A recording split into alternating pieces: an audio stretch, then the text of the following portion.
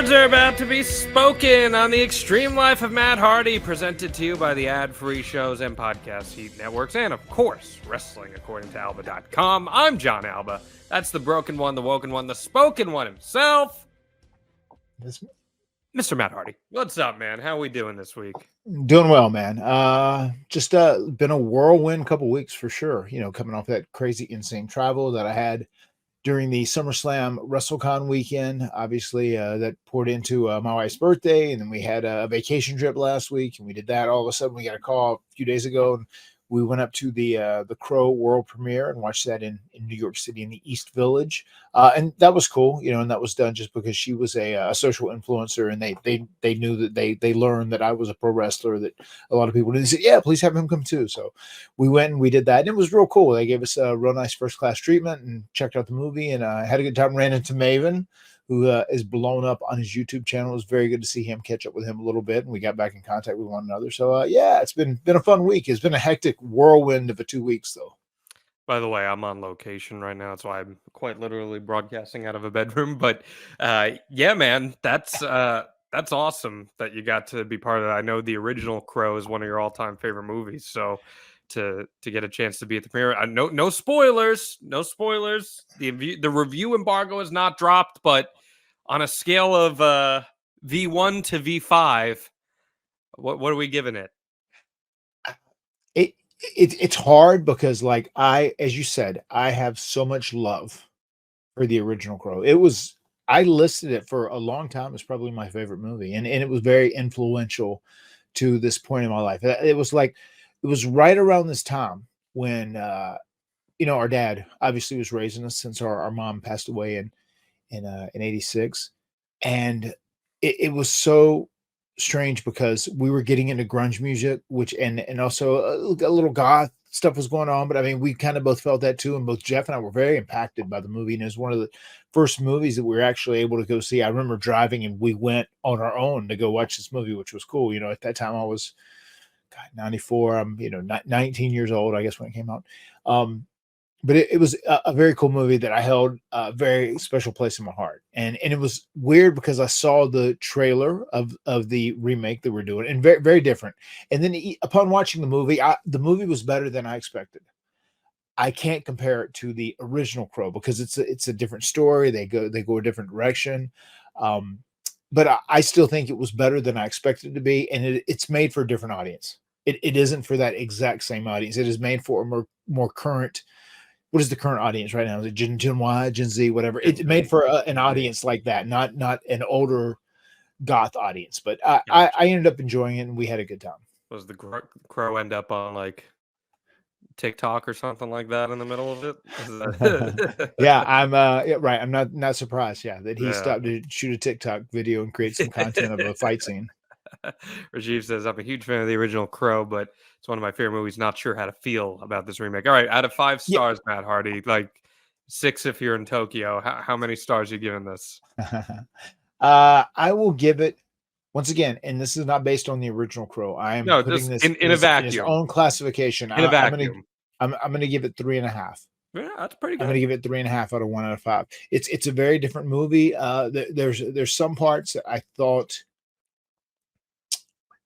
really strayed away from the original. That's why I said I feel like you can't compare them, and I think it's made for a different audience in a different time, if that makes sense. So it is one of those things. And just like your buddy said there, like I also had those mixed emotions about, like, oh man, I don't want to see another Crow just because the one with Brandon Lee was so special, and people said, like, he lost his life, they shouldn't remake that movie, they shouldn't redo it, because it really is an iconic movie, something that, like, stood so far above everything else especially in that time period right then. But still, it was good. And once again, it was a big fan of the Skarsgård. One of my favorite actors is Alexander Skarsgård, who was Eric Northman on True Blood. Big fan of his. So it's his brother, Bill Skarsgård, that was in there. And I kept making jokes with him. Everybody said, oh man, if I get a chance to shoot the shit with him, I'm going to say, hey man, what's Alex up to? Why isn't he with you? What I hear about Jeff every time. Man, I loved him in True Blood, man. He was great as Eric. But yeah, it was hi. Do you want to give her a review? Yeah, I know. It's doing great. Do you want to talk about the Crow? We just touched on it because we haven't watched it. I came in here to change the lights to blue, actually. So did you enjoy your time in New York at the Crow?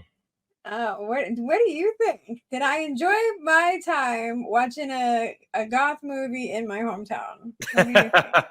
Well, I know you enjoyed our time in New York. I mean, I think you enjoyed the movie I too. enjoyed our time. Hey now. You know, but yeah, we didn't go to the after party. We went to an after party. Hey. Hey now. I did like that. Put it there. Too sweet, Sweet, daddy. Oh, too good. All right, I'll let you get what you want, whatever you need. But yeah, and it's one thing too, because she, like, obviously she's the she's the influencer, and she was making the videos, and she was talking about a video that we just did, which actually it did really well. But the video she's done from that, she got a lot of pushback. Just like, I don't know, like, I don't think it should have remade the Crow because Brandon Lee died, and it was so iconic. Still think you should have shown up in Sting cosplay. I wonder if wrestling people would have been like appalled, aghast, like touching their pearls, or if they would have liked that. Would you have liked Matt Hardy in Sting cosplay at the Crow premiere? Put it in the comments. Let us know. What you would say. I think because we did talk about that, and I said I think the current IWC would have the internet wrestling community would have had an issue with that. So yeah, I already, just because I had the jacket on, someone said that's your gimmick infringement on Sting. Too funny. But yeah, everything was good. It was a fun time, and we ended up enjoying ourselves.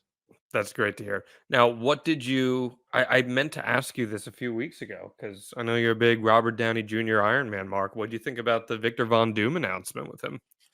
I think we spoke about that briefly at some point. I just didn't ask you about it on air. Yeah, I want to... I mean, I'm excited because I'm just such a fan of Robert Downey Jr., right? And I think he would kill it as Dr. Doom, Victor Von Doom. It's so ironic too that he was Iron Man, and then, like, once Iron Man's officially written off and he's been killed off, as we say in pro wrestling, right, that he ends up popping up in the Marvel universe in another character, which is a Hill, and also one of Iron Man's top enemies as well. So I'm cool with it. I'm all right with it. And I know a lot of people, there were a lot of political reasonings and a lot of theories that people were pushing out there about why they did it. But what is your take on it?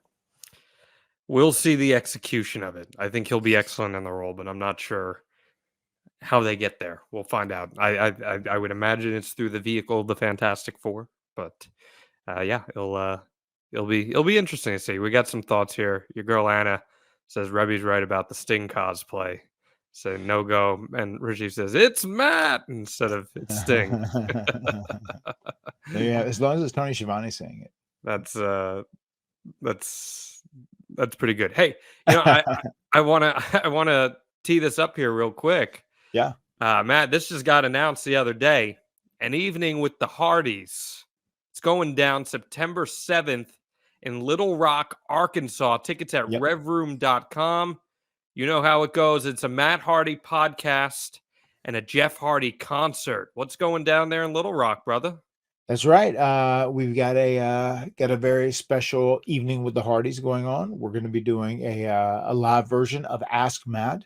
So if you're down there, we're going to tell a few stories. I think John has got one of his good buddies there to kind of step in because John had prior obligations. This was kind of like a last minute come together deal, and we're going to have a good time. So we're going to do a podcast. We're going to do an Ask Matt. You ask me your questions, and I'm going to go nuts, and I'll answer everything in great detail.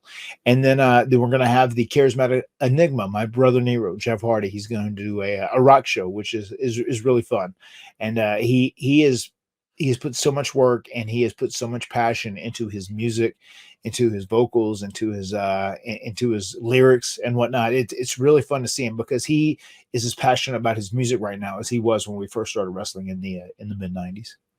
Now, Anna, who's one of the Wrestling According to Alba, yes, faithful, there we go. She's an indie star down there in the deep South. She says, "I'll see you there, Matt." And Anna's going to see you there, Matt, because Anna's going to be hosting this panel. So she's going to be seeing you there, and she's going to be hosting this Ask Matt. She's got big shoes to fill. Like, her hair's got to be real on point that day. Okay? Like, that's... You're right, yeah. We're cosmetically, you're a tough act to match up against. So, Yes, Anna, this is official. You're going to be hosting this panel. So I'm very excited to share that news with you in real time. And Anna's going to do a great job. I In know real that I'm time. very, Yeah. very excited for that, for you guys to shoot the Yeah. shit, have some fun. And I'd love for people to come out to this. It is revroom.com, Little Rock, Arkansas. Doors at 6 o'clock, show at 7 o'clock. It's a podcast with Matt, a concert with Jeff. Tickets start at $40 for an evening with the Hardys, and it's going to be fun. It's going to be a really, really fun night. Absolutely, it will. Matt, we have all in this weekend. Main evented by Bryan Danielson versus Swerve for the AW World Championship. Bryan Danielson, at the end of Dynamite this week, said, "I'm Bryan Danielson, and I'm the best fucking pro wrestler in the world." Yeah. And I was ready to run through a freaking wall when I heard that segment. It was so good. It was really good. I want to talk to you about Bryan Danielson here for a second. Man, the stipulation, he's got to win the world title or he has to retire. We know his career's been winding down. He wants to spend more time at home with the family. You get that more than anyone. Mm-hmm. Your thoughts on how this one plays out? What do we see out of Bryan Danielson and Swerve, and how does All In go off the air here? Swerve had a hell of a run. Swerve had a really nice run as champion, but it is time for the American Dragon. It is time for Bryan Danielson to win the AEW World Title, and it's really fitting. I mean, I think if you would ask Tony Khan, who is his true right-hand man, who does he believe in and trust in more than anyone else, who would he take advice from? It would be Bryan Danielson, and he has really been like a heart and soul when it comes to AEW. And I think he is someone deserving of an AEW world title run. And I think that happens because I think he is looking very much forward to stepping away, but it is not at all in.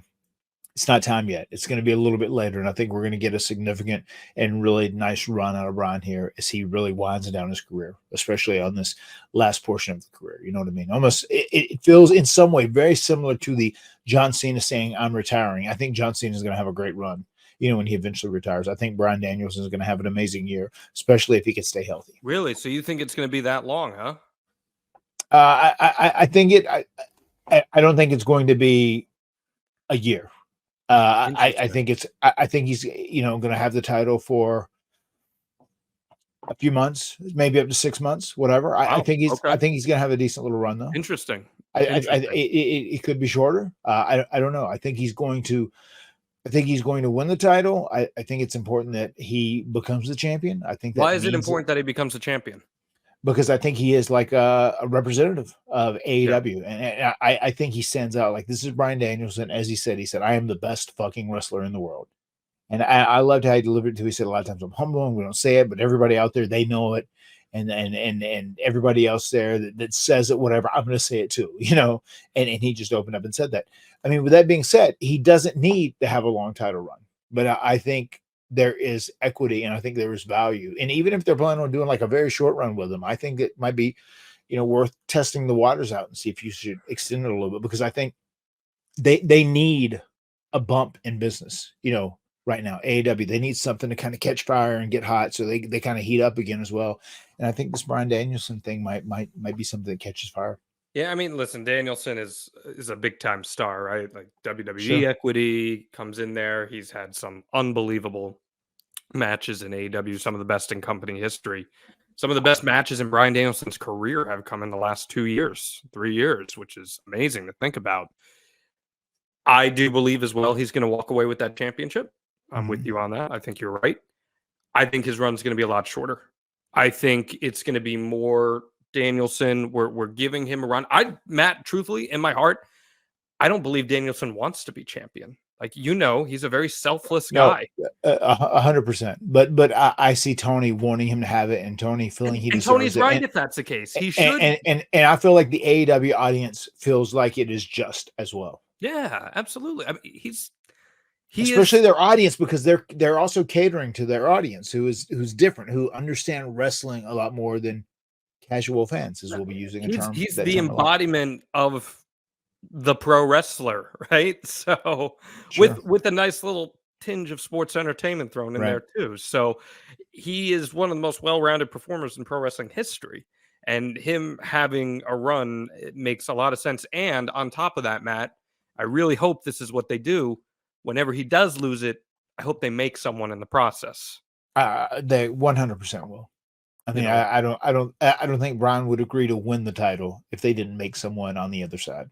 yeah. My gut says that he probably only has the title until Wrestle Dream at the latest, because that is in Washington and Mm, home state, and I think that's where he has his quote unquote last match. right. And he puts over someone. Maybe it's Darby Allin, maybe it's Swerve, maybe just someone else that they want to give the proverbial rub. And Maybe it's that youngster Christian Cage.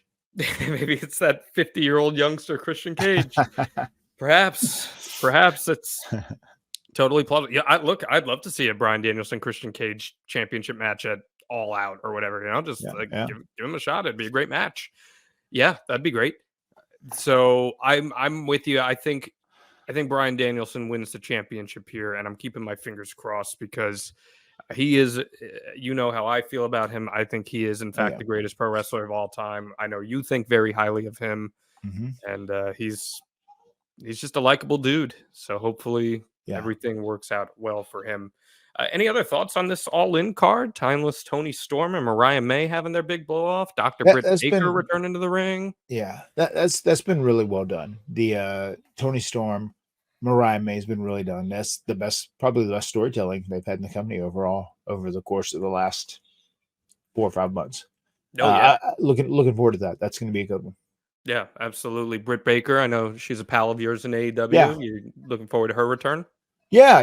That's going to be cool. The deal with her and Mercedes is going to be interesting. They finally got Mercedes / Sasha. It's hard to stop calling her Sasha, but they finally got Mercedes into that spot, I think, where she thrives the most in a deep heel role and really being obnoxious and being a menace. And they're gonna have fun in that match. It should be really good. Once again, it's a solid card. It looks really Oh, good. yeah.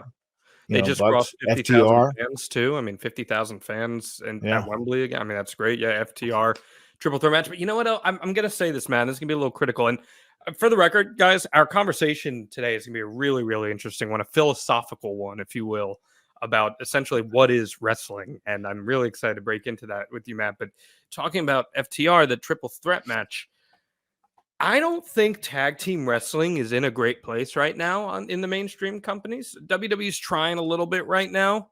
Right. The Hardys aren't champs, so obviously it can't be in a good spot yet in TNA until they're champs. But I mean, think about it. Just last year, the match at Wembley was the Bucks and FTR, and now it's the Bucks and FTR again. And you throw the Acclaimed in, who I don't feel the Acclaimed have the same momentum that they once had.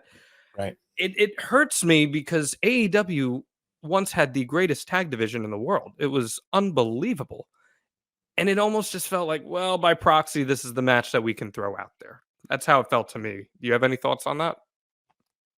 Yeah, I mean, I think once again they were looking to build a match as big as they could. It would have been hard once again to do the Bucks and FTR because they just did that last year, right? So develop other tag teams. Of course, they should have, but I think they have been. I think they've trying to been focused once again on kind of like building their bigger stars. They've been focused on trying to get something hot, trying to catch fire because that's what they have needed to do. And it's almost like the tag team scene is kind of taking a backseat in some ways. And that does suck because there were so many, at one point you think about how loaded the tag team division was, and there still is other great tag teams in there, but it's with AEW, like, once again, this is something we'll probably talk about in our conversation too. Like following through, like once someone starts building some momentum, it is so important to follow through with them so that hopefully they can get hot, they can catch fire, whatever it may be. And sometimes AEW has an issue doing that. Sometimes it just doesn't happen. I don't know. I think that it's a shame that we're in a position, and maybe it's a result of the trios titles kind of hurting the tag division a little bit, which was not an intended consequence by any means. I think those trios titles came into place because the division was so stacked, and they're like, we can find things to do with people. But I think it's almost had an adverse effect. on that Yeah. in a certain way, which kind of stinks because now we're hearing these reports of the Lucha Brothers maybe going to WWE. Lucha Right. Brothers, if they leave, that's a big loss for AEW. Yeah, I mean they're one of the OGs. They're, a couple of the founding talents and really staples of the tag team division. And I know we've talked about this. They're probably the Young Bucks' greatest opponents too, which is a big deal. Those guys stepping away if they do end up stepping away. You think they would do well in WWE? I do, especially with how much they are playing towards the Hispanic market in this day and age, and especially, going on tours in Mexico and South America. They'd be huge. They would be huge. Well, it's just like, and with WWE's merchandise, the way they do that, you'd get your Penta mask right away on the shelves, right? I feel like AEW doesn't do that well, and because man, you should have kids at every event wearing Lucha Brothers masks, and I mean that's just a no-brainer to me, and that's how you build your tag divisions and build this talent. So it's been upsetting to me because I really thought the AEW tag division was the best in the world for a period of time, and this FTR acclaimed Bucks match, it'll be a good match, but think about how you could have used Wembley to elevate even more people if you had a different rotating cast of characters. I mean, of course, I just and two, I'm going to be a little biased towards this one team, but I'm going to say Private Party. I would love to see them more in the mix. Where what they've kind of fallen in this groove where Tony kind of sees them in one way, and that's kind of like what they've settled into, and it's very frustrating. Top Flight, another team which is so great, and I would love to see them up and running, doing stuff. I mean, if nothing else, I would love to see them inserted and like brought up while someone else like kind of comes down to the middle a little bit and elevate them. They're trying to do something with the trios program with them right now. So, but again, like, is that the same equity? I don't know. Well, too, and also I also feel like I know they put so much emphasis on wrestling at AEW, but there are so many titles. There's almost too many titles. There's really a lot of titles. There certainly are a lot of titles. And this, by the way, guys, this is not like, oh, let's poo-poo on AEW. This is a huge week for AEW, one of the biggest like shows they've ever done. It's going to be a huge success. This is just us talking, make observations and just opinions and whatnot. And AEW, once again, 50,000 tickets sold. Amazing. In London, and they're doing their Dynamite there. They're doing their Collision. They're amazing. They're having an amazing week, and all the best to them. I want AEW to succeed, and I want them to kick ass, and I want them to do great. But once again, like to do great, I just feel like they have to continue to build. They have to build, even like you said, the Penta and Phoenix mask and whatnot. Build an infrastructure so they can kind of get to that. And that stuff is still being formed there. They're still figuring out their way. They're only 5 years old, so it's a slow process, and hopefully they get there. We will see. They did good numbers against the DNC, so did Raw, and all things considered, it was strong. And we're going to talk about this week, about just what is pro wrestling in 2024. And I know it sounds like such a vague question, but you and I have two very different but also similar perspectives on wrestling, and I'm really excited to get nitty gritty with you. Anything else on the radar this week for you before we hop into the meat and bones of our topic here? Just a quick reminder before we do. I know you plugged, us going to Arkansas and the live edition of the Extreme Life of Matt Hardy that's going down there, the Ask Matt. Before we get to that, next weekend in Arkansas, which is the Arkansas Comic-Con, this Friday and this Saturday, you can get the Hardy Boys and Queen Rebecca and Gothic Baby, and probably King Max will be there as well at Mad Monster in Concord, North Carolina. It's right outside of Charlotte, North Carolina, a suburb, if you will. And we're going to be there. It's going to be very cool. We're doing a meet, a greet, and delete for 2 days. And then Sunday, I am flying up to Philly and heading over to New Jersey to actually go do GCW. And myself and Nick Gage, we are teaming up against the broski, Matt Cardona, and his actual broski, Shannon Moore, Jimmy Lloyd. Very similar, So we will be doing that, and it's going to be a fun time, and I'm very much more excited to be teaming with Nick Gage than having to fight Nick Gage. Yeah, getting DDT'd on the floor. That probably works out better for you. Getting pile driven and power bomb through steel chairs. Yeah. So I would much rather team with him than fight against him. That probably works out better for you. Yeah. I think that's good. That's good. Okay, Matt. So I gotta ask you, as I do every single week, because I'm so excited. I'm so excited to talk about this topic with you. But before we can, please, my friend, hit us with that Matt fact. Matt fact: Matt is open-minded and not set in his ways.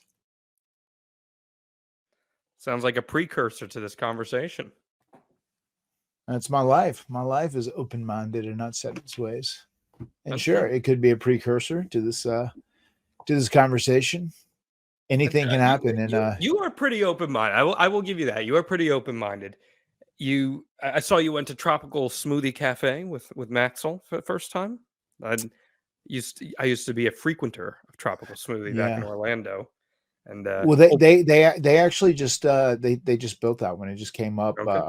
in Southern Hines It's locally. tasty. 15 minutes It's from here. tasty. It was all right. Yeah, we were one. So Maxwell is a big.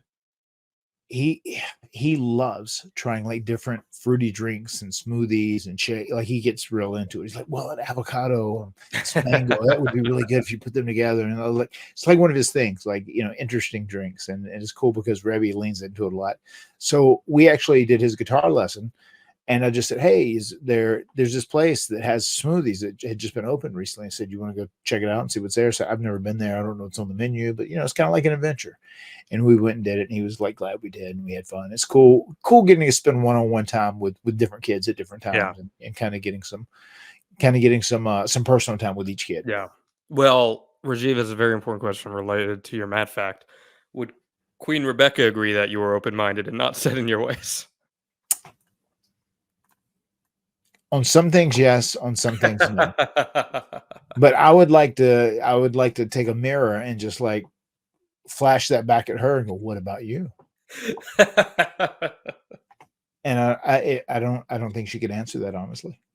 That's fair. Matt, you know me.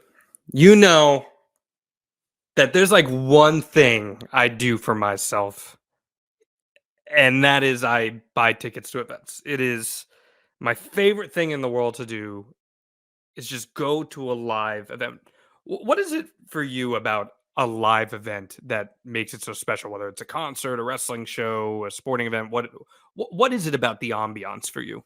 It's just the energy in the venue, in the building, the energy of a live crowd with an active performance going on. There's really nothing like it, and especially if you're a fan of the artist or the performer, of the wrestler or the boxer or whoever it may be, whatever it may be. There's nothing like being in front of a live audience and taking in a live performance. The energy is amazing, the ambiance is unbelievable, and it feels so much better than just watching through the television screen. Yeah, and it's just something about creating those memories, right? You make new memories with every event that you attend, and you carry that with you wherever you go, whenever it may be. And our friends over at Game Time want to help you create some memories because Game Time has a new feature called Game Time Picks that makes getting tickets for your favorite live events easier than ever. Game Time Picks filters out all the fluff to the show that you want to see or the event that you want to go to, and it provides you only incredible deals on great seats so you don't have to waste time searching through thousands and thousands of tickets. I saw Bruce Springsteen earlier this week, courtesy of Game Time. And Matt Hardy, as we record this, I'm going to be seeing Bruce Springsteen again this week, courtesy of Game Time. And I turned on the Game Time picks and the all-in pricing feature, and I saw the transparent fees right up front, including deals that Game Time is putting right up front of you that I might have missed otherwise at Citizens Bank Park in Philadelphia.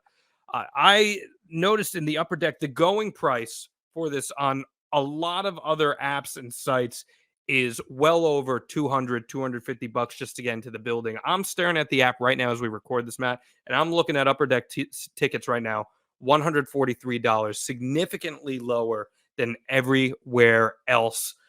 Man, when they're providing you that kind of deal, you got to hook up with Game Time, don't you? You definitely do. And for you need that. How else are you going to get in there and sing your little heart out? You love seeing those videos, don't you? I love it. Yeah, You saw me perform in that concert a couple weeks ago. I did. I was here for it. You were in your environment.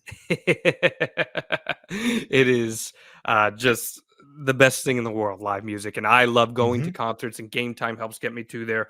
The best thing about Game Time, aside from this Game Time picks thing, is truly for me, Matt Hardy, the all-in pricing, because I'm so tired of getting caught with last-minute fees on stuff that you're not expecting to pay. How annoying is that?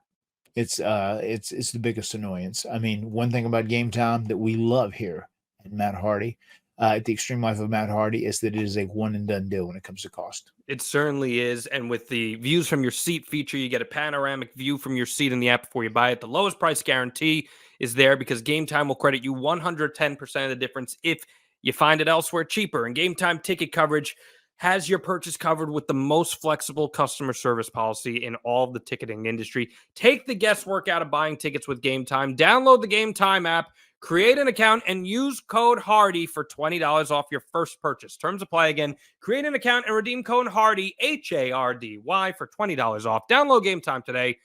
What time is it? Game Time. It is Game Time. And we thank Game Time for sponsoring the Extreme Life of Matt Hardy. That's fair. Okay, Matt. She's from New York, and I feel like most New Yorkers are set in their ways. Us Northeasterners, we have strong opinions. We do. Yeah. But you got to go into life with an open mind. I'm with you. So when I ask you, what is wrestling in 2024, Matt Hardy? What's your first response? Your instinctual response? An athletic interpretation of storytelling. Interesting. That's the first thing that pops in my mind. Interesting. Even one of the things that attracted both myself and Jeff when we became huge wrestling fans. Once again, the first big event that we watched on pay-per-view, I actually use this as a Matt fact. I think it was Matt's first pay-per-view emanated from Atlantic City, was when we actually went over to it was my brother's grade, Johnny Ray, and their dad had just bought one of those satellites. It was like 50 feet big. Do you remember the old school satellites? Of course. It would be out in the country. It had, Course, yeah. I feel like it was legit. It was probably 30 feet, right? Yeah. 20, 30 feet. It was super big. And it was out there, and he was able to buy it. And they got this WrestleMania 4. We rode our bikes over to his house. It was about a mile away. Got over there. We were watching this pay-per-view, and just I remember thinking about like the entrance was so long, and just the people were going crazy for him. Everybody had these elaborate, really luxurious costumes, and Macho Man was so charismatic. And I remember from the TV commercials where he'd do the cars, and oh yeah, and he'd open his robe and he'd turn around and he'd have all the cars in there, the match cars or whatever.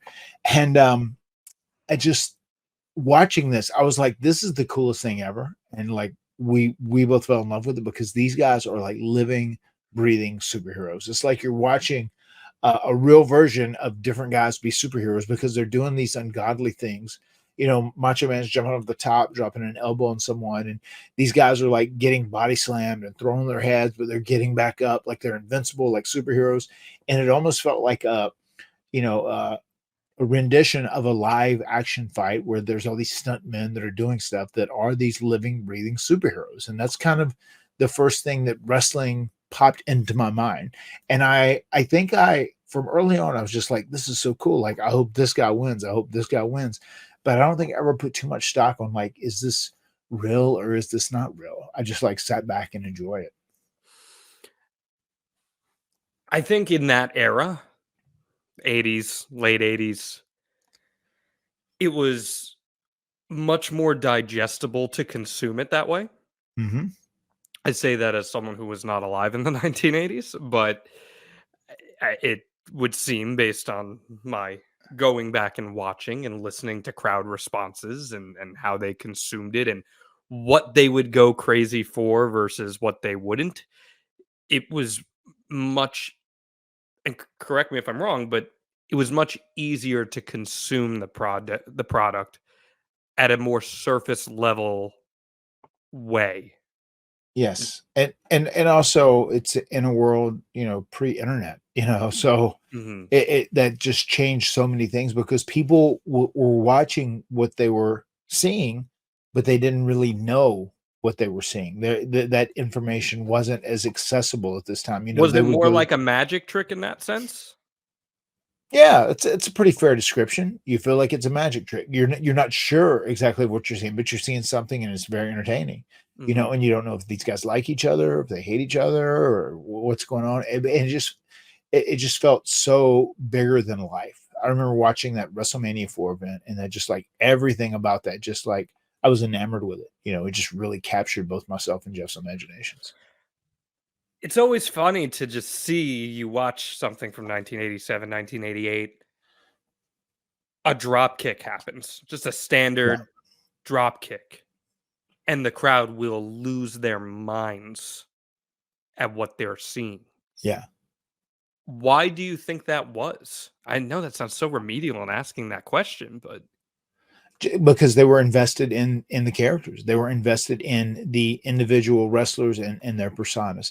You know, I can even back that up before that. So we watched this, we got to see a Saturday night's main event, and it was the one where they did the refs with Dave and Earl Hebner, with Dave right? and Earl, yeah. And where they screwed, where Andre screwed Hogan and won the title, and then like DiBiase said was going to do it before they stripped it, and then that's when it went up for in the title. That's when it was vacant and went up in the title, and the winner would get it at WrestleMania 4.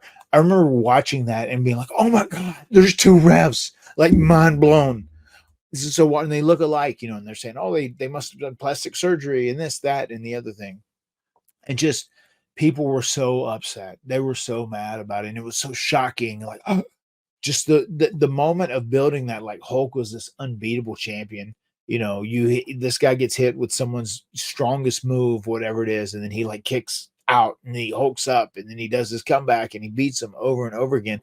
And then finally you have this crazy, Andre the Giant 7'4" who does beat him, and he has to, has to resort to cheating to actually beat him.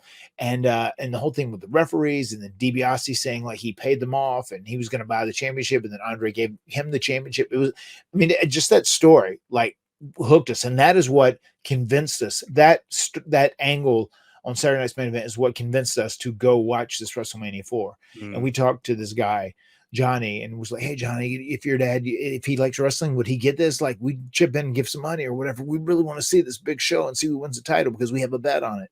And that's where I first got started. And it really wasn't the quality of the match. If you ask me about WrestleMania 4, like what was the best match, I really couldn't tell you. I just remember I was excited for Macho Man to win every time, and I wanted our guys to do good that we were fans of. But it was just, I was so into the whole storytelling aspect of it at that point, and like the characters' journeys and what kind of path they were going to go down. So where do you think work rate and match quality started to come into the discourse more? I feel like a lot of this started happening. I don't know. You could probably look back, and Meltzer was probably heavily influential in it. Like in his stuff in the Observer and talking about the quality of matches, this, that, and the other thing. But I feel like it became more of a mainstream thing after the Montreal Screwjob, because that was just such a big deal. Interesting. Because I think so many people, once Vince came off and he said, no, Brett was going to do this. He was going to, walk away with the title.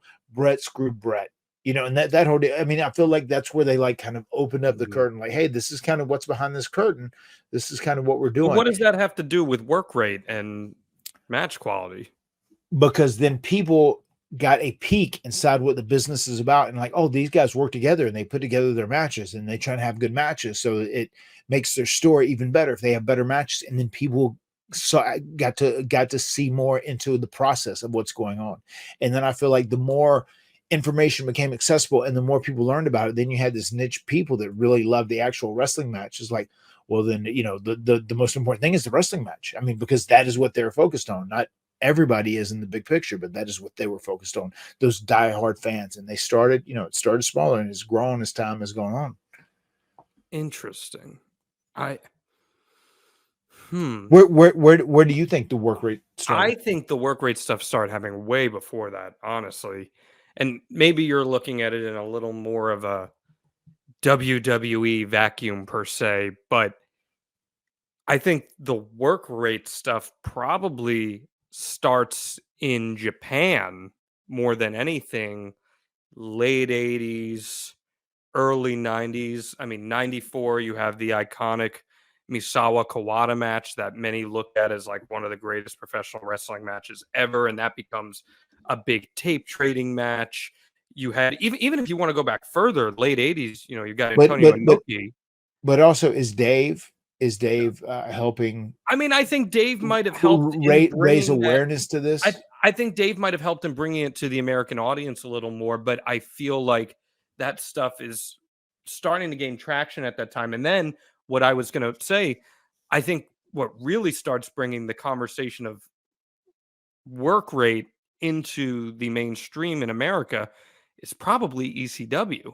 Yeah, And I was going to add that an additional point too, especially like the Rey Mysterio psychosis, the Dean yeah, Malenko, Chris Benoit stuff. That was heavily influential because once again, that was the first time that type of wrestling had been on that well, big of a platform. and without the work that's going on in Japan in the late 80s, early 90s, that stuff doesn't migrate to ECW. It doesn't migrate to the WCW cruiserweights, right? Like you had to have that. Plus, simultaneously, 1994, Eddie Guerrero, Conan, Art Barr, everything they're doing there in Triple Mexico M. and Southern California, like that stuff, that's where I feel like I don't want to call it like a total mainstream audience, but maybe more eyes than ever before in the US started to pay attention to, oh, what these guys are doing is a lot more than a few punches and a drop kick.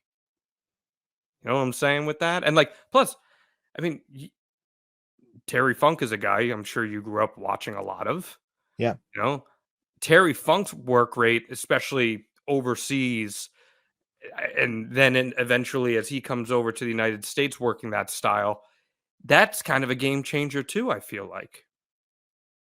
Yeah, I mean, I mean, even looking back at that, Owen Hart was also heavily influential in that on Well, his stuff in Japan. okay, and where's Owen Hart picking up a lot of that stuff from? He's picking up a lot of that from Japan. Like that No, I mean, migrates over. 100%. But I don't feel like. Once again, I'm like talking in a bubble in America or the United States. You know, I'm thinking about when here I feel like that became a big deal when it really became like a huge talking point about wrestling. I feel like it was once ECW was definitely a part of it. ECW had a big hand in it, and then And I I think feel that like goes into the WCW cruiserweights too. it does. But then once again, the screw job. Well, the screw job happens in what 97, 97 if I'm not mistaken. And when does when does Nitro end up beating Raw? during that period of time. During that period of time, right? And then Brett's going to go out there. I feel like once again in 97 is when things changed. 97 is almost the year I would say. I feel like more of it ended up being on the scene because there was a lot of exposure at ECW, and then they ended up taking some of that. I think Bischoff picked up on it immediately, and he realized like, oh my god, this is like there's something here with these cruiserweights, and they ended up getting a big platform on Nitros, obviously. And then once the screw job happened, I just feel like that was you couldn't really turn back from opening up the curtain after that and kind of Well, like so what explode. it sounds like to me, what you're saying is that the screw job killed the magic trick. I mean, it changed. It changed the magic trick. It didn't Okay. kill the magic trick, but it changed. It significantly changed the magic trick. More so Because than then the curtain call or anything like that. yeah, I mean, I feel like it was just it was the first big event that was like they put it on their TV program and they repetitively did it over and over. Brett screwed Brett. It became an angle. Vince then got hot as the evil heel boss, and you know Stone Cold became the common man who just like hates his boss and you know wants to overcome the boss, whatever. That kind of opened up that door, and then they just gave up. Then you know they had the confidential shows. They saw so much success following that. Then they like said, okay, maybe we're on to something here. We kind of open up the curtain and we let them see behind, kind of see what's going on. but backstage, maybe we should do it a little more. Let's open the curtain a little more. Let's give them this. Let's give them that, whatever it may be. And I feel like that is where the influx of information came out, and then people like grasping and like, we want to know more. We want to know more. I guarantee you during that time, like Wrestling Observer or Pro Wrestling Tour, any sheets that were out, people that published pro wrestling reviews, documents, I guarantee you they did amazing at that time, because there was a huge explosion for people wanting to get that information. Oh man, that's I do agree with that. I do. I just don't know timeline wise where just how much of perception that changes of what pro wrestling can be. Like, I guess what I'd like to know is, as a performer, when did you feel like there started to be more emphasis on, we're going to tell our story through the quality of the ring work in the match rather than relying on what is written from a storyline perspective? I would say before, I mean, even as a performer, As a performer, like during your in-ring career. Yeah. I'm not saying you specifically, but I just mean generally the culture of the industry. Yeah. For me, the big thing was the Razor Ramon Shawn Michaels ladder match, which was 94. Well, that's long before 97. Yeah, but that's what I'm saying for me as a performer, because I really dug their match, and it was obviously held as a great match, but it made me think differently. Like, well, God, we're smaller guys. Shawn Michaels is a little bit smaller, and we always thought Bret Hart was cool because Bret Hart was a little smaller. He wasn't one of the giants, because, when we were coming up as wrestling fans, if you go back to 87 and 88, most guys were giants. There weren't a lot of guys that were 6'1", 225, that were in the world championship picture. You know what I mean? It was like bigger guys at that time. Just kind of how it was. But that ladder match really changed the mindset of like myself and Jeff, and just kind of like what we would do and what we could do. I'll tell you someone else. When I saw him in ECW, Two Cold Scorpio doing the 1.5, it was like Jeff and I both wanted to do that, and we both did, earlier in our career too. And that was just like one of the coolest moves we ever saw. And we just thought that we were going to have to, especially being smaller guys, we were going to have to use this to our advantage and try and be a little flashier, a little better, but still have interesting characters. Huh. But what I want to know, I guess more than anything, is the culture shift within the industry itself. Because let's go back to the Attitude Era. The Attitude Era, you're getting super short matches. There aren't a lot of mega high work rate matches, but you're getting these very elaborate, sometimes ridiculous stories that are extremely soap opera-y. Many of them are very compelling. Some of them are absolutely ridiculous and the opposite of that. And that's carrying the majority of the programming, where you would then get a Kurt Angle, Chris Benoit match, a Kurt Angle, Chris Jericho match that you're like, wow, those guys tore it up.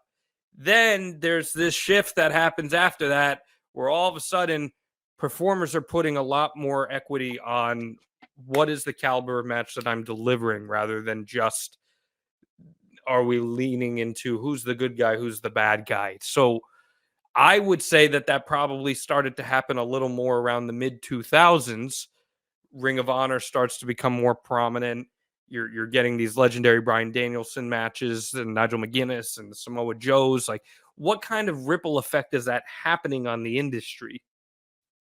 It did continue to get worse. I think it started around the turn of the century. I think that was I just think when WWE, they were so protective of the business, they were so kayfabe, so protective of kayfabe, and then once they cracked the curtain open a little bit, so people kind of got an idea of what was going on backstage, and kind of like openly address some backstage stuff. And then they did that a little more because it seemed to be, something that was good for business, this, that, and the other thing. And then like people wanted to know more about it. They were so obsessed with like, what is up with these real guys, not necessarily the characters. I want to know what's happening on backstage. I want to know what's going on here. Do these people really dislike each other? What is their problem? I remember how big of a deal that was whenever it was Sid and Arn Anderson, right? Whenever they did the deal and they stabbed him about it. I remember that being a big deal, like in the dirt sheets, as they say. But I feel like that is when it started. And then obviously as time went on, going into the 2000s, Ring of Honor, it progressively grew, and people became more, this percentage of the fans that focus on work rate and match quality and 5-star matches, bangers, whatever, that continued to grow. I mean, that had grown so much by the time we got to 2015, 2016. That's why I decided to do Broken Matt Hardy, just go the absolute opposite direction. And I'm not gonna skip ahead to that, but I mean, that is where we got to that point, because work Mhm. rate keep growing and growing and growing and growing. But I just think what initially allowed that to happen, and it was going to happen regardless if WWE let them in or not, because there was so much information accessible So, because of the internet and the World Wide Web. but let me ask you on that note, why did work rate become more important in your opinion? Because I have a thought on this, but I want to know, in your opinion, as the pro wrestler, why do you think so many other wrestlers and fans started to emphasize utilizing work rate as a higher standard for putting on a match? I think, to begin with, because people were understanding the product better. The people who there's people who, like, I feel like there are people that care about the stories, that are very interested in the characters and the stories, and kind of want to see where they go. And some people could give a shit less. They could care less about a match. My wife's being one. She could care less about a match. She's like, "How long is it? 15 minutes." She's like, "I'm not going to watch that." She just kind of wants to see like what the result is and follow the story, whatever else. Epitome of like a casual fan in many ways. But then there's this growing fan base who do like the athletic competition, and they want it to mirror a real sporting event, or a real fight, and be as great as they can. So I feel like guys tried to simulate uh, these matches to make them look as realistic, and to have a high work rate, and uh, to make them as flashy as possible, like it was a So, really legit contest. what is the upside of doing that? I would say the upside is just for the people who actually enjoy pro wrestling and the pro wrestling match. You give them a thrill, and you hope to take them on a ride within the context of your match that they'll always remember, and that helpfully boost and benefits your story, whatever you're doing, whatever you're Because you're telling. saying that they want it to mimic something that's more realistic in terms of athletic competition, right? Like, that's the point you're trying to make here. So, can't you argue that in the real pro sports world, let's say, um, let's say a great boxing match. I'll use the more direct comparison in a combat sport. Mhm. You've got two fighters. They are neck and neck. They are going 12 rounds, and someone lands a knockout blow at the end. Why do you think we as individuals care about that? If you care about the fight and you've been invested in it, and you've sat back and watched 12 rounds, and you have your money on someone. Forget money. I'm not, no betting. I'm not talking about that. No, I'm no, talking no, about and just, I'm using that as an oh, as analogy. an analogy. Okay. If Not you're literally. invested Not in literally. You're saying yeah, investment. Okay. yeah, yeah. I mean, if you're invested in someone specifically that you hope to win that match, and you're biting your nails, and there's drama and there's suspense that, oh my god, he's not going to win, or it's going to go the limit, whatever it may be, and then that guy lands the knockout blow and knocks him out. I mean, that's the most exciting booking you can But have, right? so why are we invested in that person to win and going the distance or getting the knockout blow? You're probably invested in him because you have followed him, and for something about him has connected with you Okay, that's or her. that's the answer right there. The second part, because I don't think you need to have followed someone. I think you could cold turkey turn on a match, and all of a sudden this thing's going 12 rounds. It's super exciting, and you could get invested without knowing anything about them. But something has grabbed you, because something has formed that connection. And in this professional boxing bout, you have followed from beginning to end, from point A to point B. You have witnessed a story that is told. It is not written in the traditional sense of a soap opera or a movie or a TV show, but a professional sporting event is a form of storytelling. It's why I got into sports broadcasting in the first place. A baseball game is a form of storytelling. Over those 9 innings, there are multiple stories that are told. They are not written stories. Sometimes storylines end up writing themselves in professional sports, but a guy who hits 3 home runs in a game, that's a story that's being told. You have a winner, you have a loser, you have someone overcoming an obstacle, you have someone triumphing, sometimes in the face of tragedy. So when I hear, to relate this back to professional wrestling, when I hear the context of some people suggesting that, oh, because this was a great match, it was just a high work rate match, you're not telling stories, I think it's bullshit, frankly. Because in every single form of action that we consume, a story can be successfully told.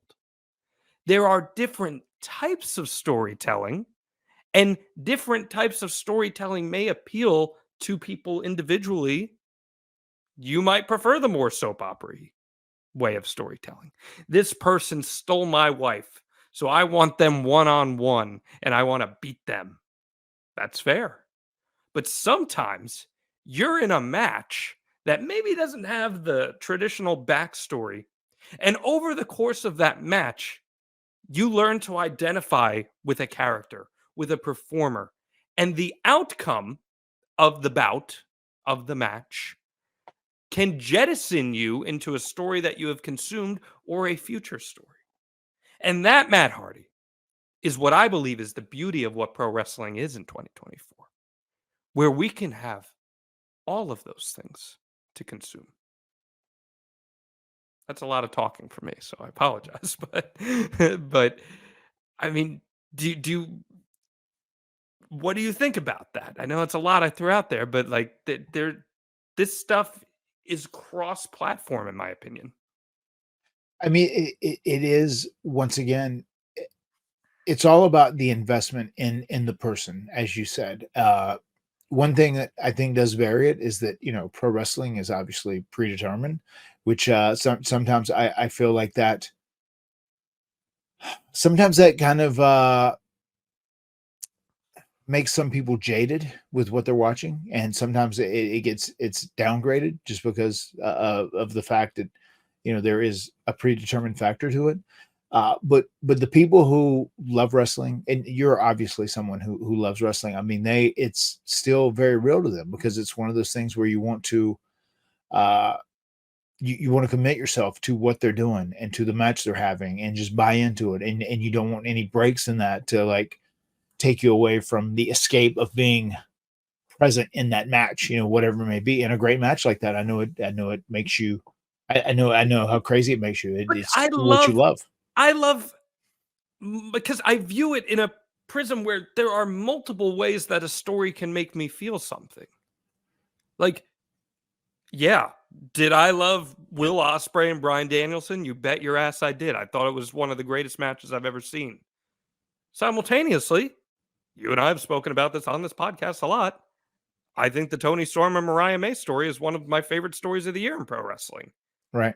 And that's the epitome of soap opera storytelling. Because I don't get stuck in this compare and contrast of there's only one form of storytelling that works, and you need to do more of this in order to be better. Because I recognize that we all consume stories differently. There are things that we identify with that make us feel different ways. And I think when you have that myriad of things being offered to you, Matt, that's where you really strive. Like, you really hit your stride. I do. And I mean, it's hard for me to take myself out of this too, but like I'm biased because I think of wrestling in such different ways now. I think of how wrestling makes money. You know what I mean? Because like that's just the business aspect of it. And I think there are all those great things, but like once again, for something to truly make money and to make a promotion grow, something has to be branded, and I feel like there has to be repetition in it, and getting that over, and then you do have this strong story, and then you get to a payoff, and eventually it makes everybody happy, and they go nuts. Let me ask you this, John. Just what do you think are the top 5 wrestling moments of the last 5 years, 10 years, whatever it may be, that just pop off the top of your head? Last 5 years or 10 years moments? Yeah. Jeez. Throwing me for a loop here. I think I know what you're getting at with one of these, and I'll just pull up Rajiv's here. In a perfect world, work rate and story go hand in hand, Cody and Roman. But I still feel like story is more important than work rate to enhance the emotions of what we're seeing.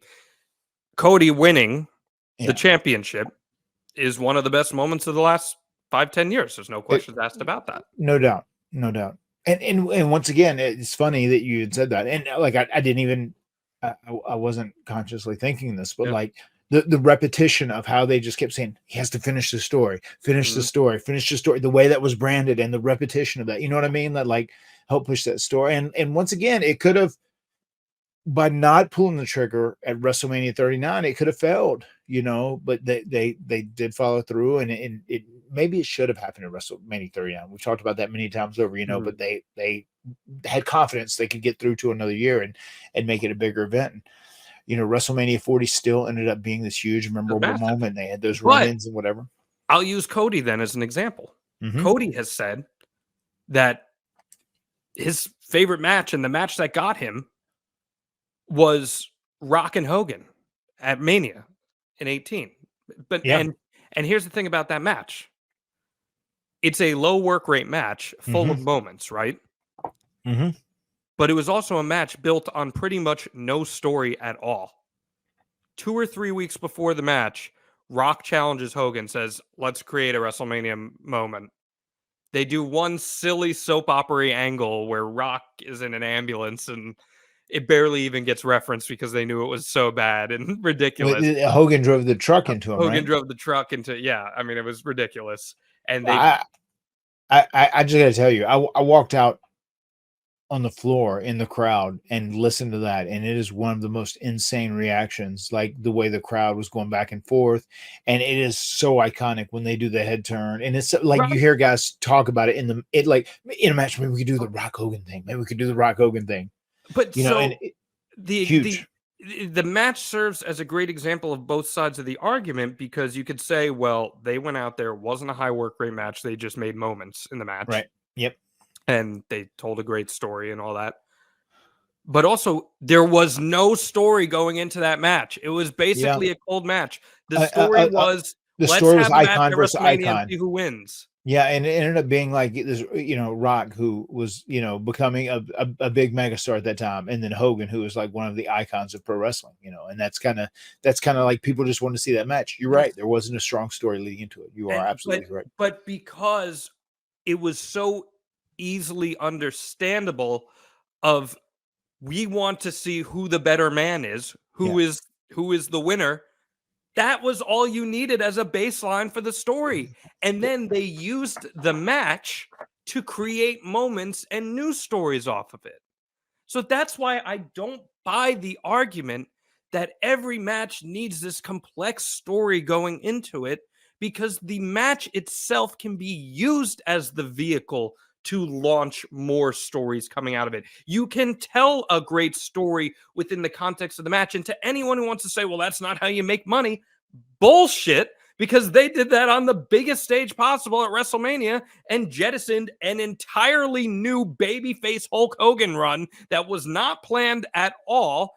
And Rock rode that into the biggest match of his career. So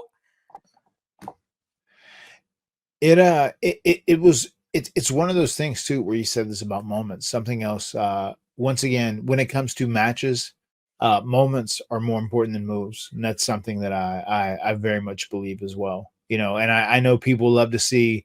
But can't moves be used to make can't moves be used to make moments? Of course they can. But I mean, the first thing when I start thinking about memorable things is the question I'd said to you before. I'll even start about trying to go back just a few years, right? things that pop into my mind about just like makes the crowd go crazy, and something that was a monetary plus for the company at that time.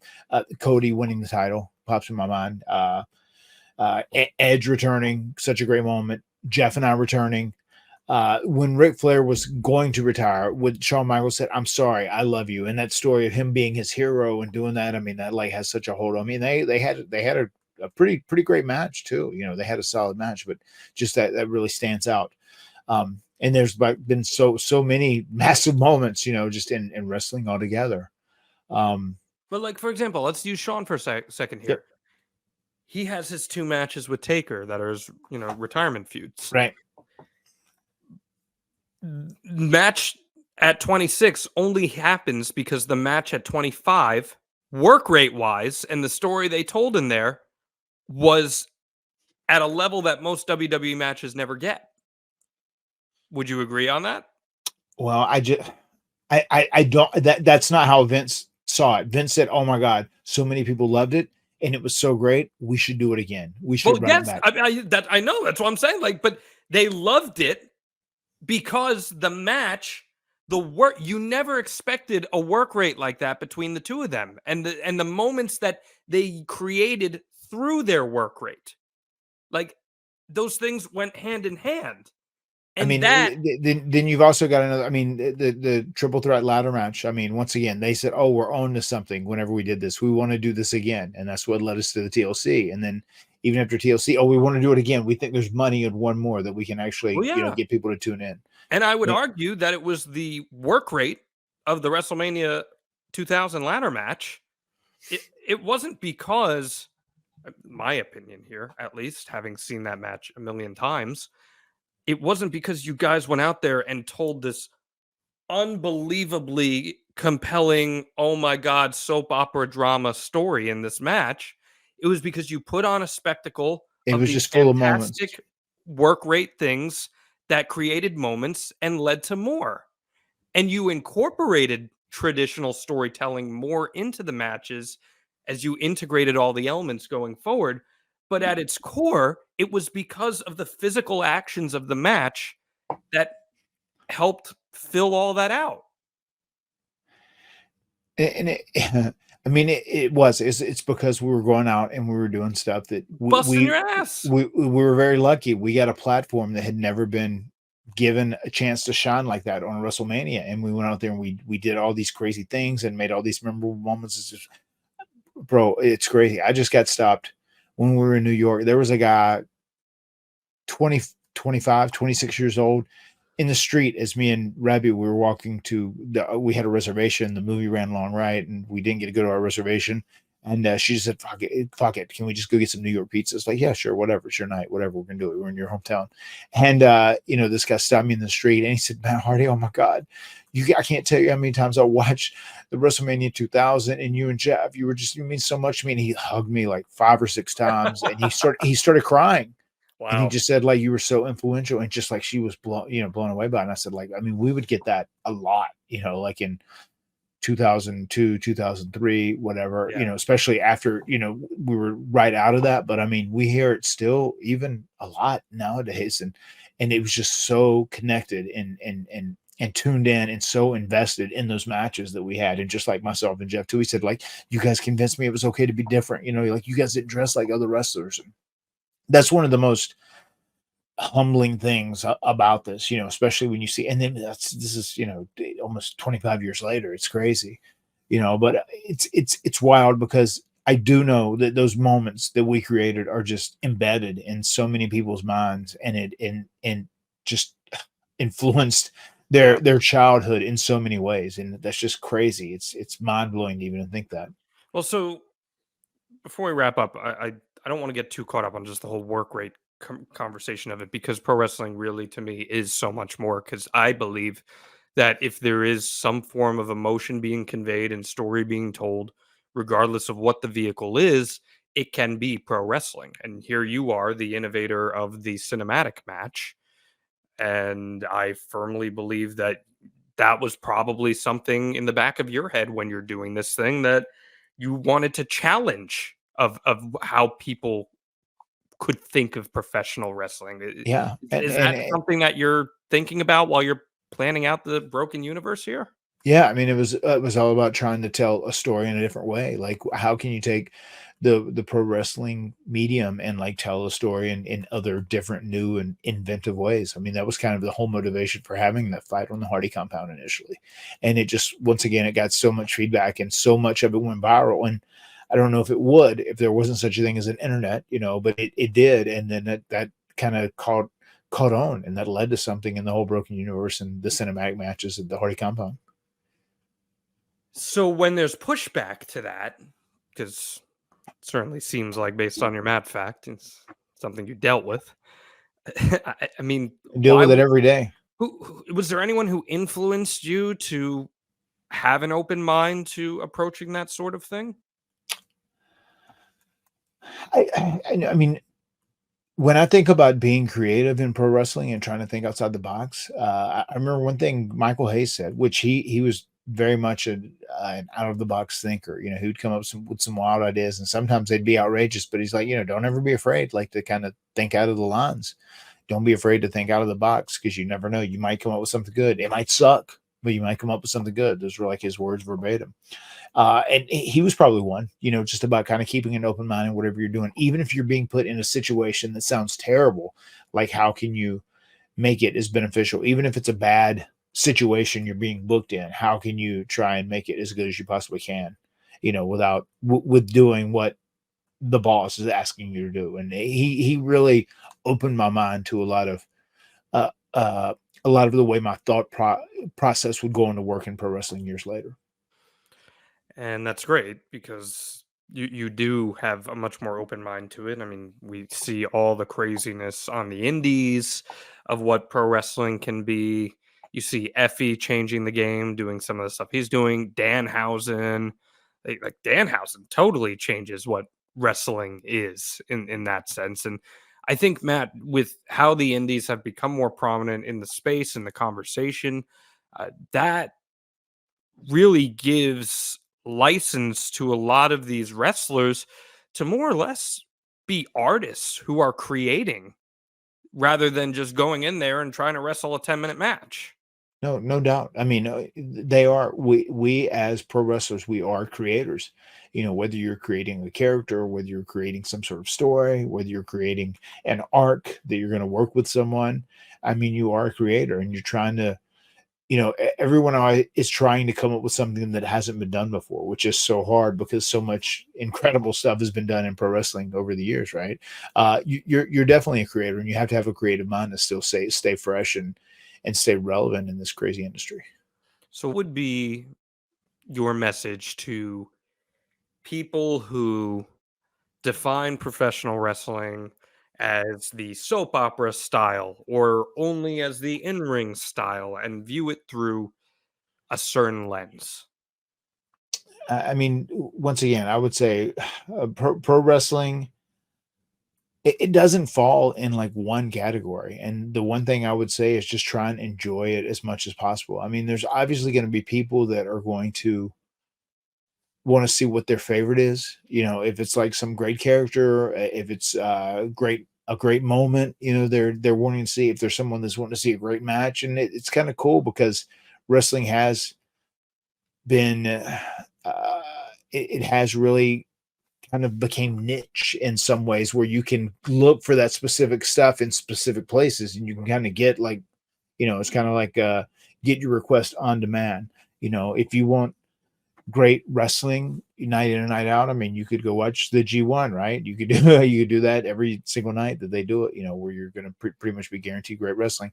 AEW, I mean, I think it's great that they do that and they offer great wrestling. I think, you know, some people do give them a hard time for like not being as story heaven, or not as being repetitive, or not doing the packages, or not kind of hammering it over people's head as a WWE would. But AEW, when they go to a pay-per-view, there's never a doubt about it. They go out and they give you those badass matches every single time at a pay-per-view. They always deliver when it comes to that. All Out coming up this week will be no different, I'm sure. Whatever your take is in pro wrestling, you can probably find some place that you can tune in and see kind of what you prefer. But I would just say at the end of the day, if you're a pro wrestling fan, you kind of like a little bit of everything. Just try and enjoy what you watch and just go into everything with an open mind. I think if you go into life with an open mind, your life ends up being a lot happier. Certainly so. I'm in complete agreement with you on that. I don't always agree with our intake and viewpoints on certain things. You know, we had that conversation last week in our Christian Cage episode, which is available in our archives, extremehardy.com. We had our conversation about that. I just the lens I look at it through, Matt, is I don't think we should look at professional wrestling as different than any other form of storytelling. I think we should hold pro wrestling to the same standard that we hold a movie to that we hold Breaking Bad to, that we hold anything in traditional form of storytelling to. Because what makes it different that it's pro wrestling? They're doing athletic things. Okay, there's athletic things in action movies too. It's, to me, we should have that same standard. I hate the idea of, oh, it's wrestling as a reason to excuse something for being bad. Sure. No, I agree with that too. I'm a big advocate of continuity, and I'm a big advocate of following through and seeing a story to its end. So that's what I always say. You can like whatever type of professional wrestling that you enjoy, but hold it to the same standard that you would hold any other form of media to. Because it is, at the end of the day, a form of storytelling. That's my soapbox stump speech there. But there you have it. Yeah, it's good stuff, man. Good stuff. I knew this would be a fun conversation. Anything else you want to add on it? No, it was a fun conversation, and the time flew. It was a fun, a very interesting conversation, and one that I feel like we said that open-minded earlier. I didn't necessarily mean for that to be a motif or a theme for this whole deal, but I mean it was just kind of stay open-minded to pro wrestling in general. Yeah, and maybe 5 years from now we're having this conversation again, and it's totally different. Yeah, that's the craziness of professional wrestling, and as you know, anything can happen in the extreme life of Matt Hardy. No lies detected. No lies detected, indeed. I want all of you guys to check us out, extremehardy.com. Subscribe right now, wherever you get your podcasts. And how many stars are they leaving for their review, Matt Hardy? 5 5-star review. And you're also heading over to advertisewithhardy.com. You're going to promote your business to the extreme. Get it out in front of thousands of listeners and viewers every single week. Advertisewithhardy.com. Matt, anything else you'd like to add this week? No, man.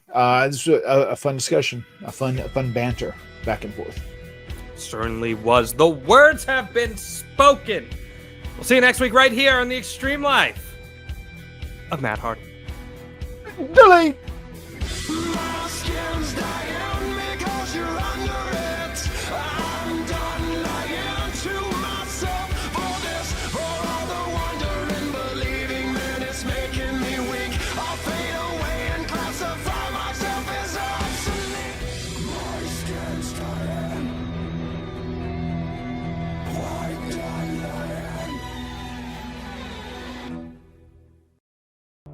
SaveWithConrad.com. Mark Taggart from Rantoul, Illinois. My wife started the process with one of the big major corporations, and things were going very badly.